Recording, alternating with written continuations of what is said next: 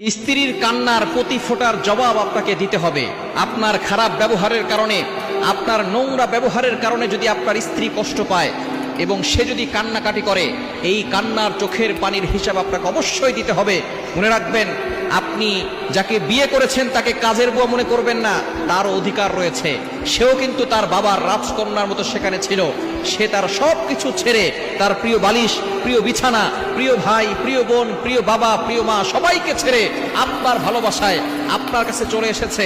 সুতরাং আপনি তাকে মূল্যায়ন করবেন, আপনি তাকে রেসপেক্ট করবেন, আপনি তাকে সম্মান করবেন। কিন্তু যদি আপনি তার সাথে খারাপ ব্যবহার করেন, সব সময় খারাপ ব্যবহার করেন, গালিগালাজ করেন, এবং সে যদি কান্না করে, এই কান্নার প্রতি ফোঁটার জবাব আপনাকে অবশ্যই আল্লাহর কাছে দিতে হবে। এজন্য সতর্ক হন, স্ত্রীর সাথে ভালো ব্যবহার করেন।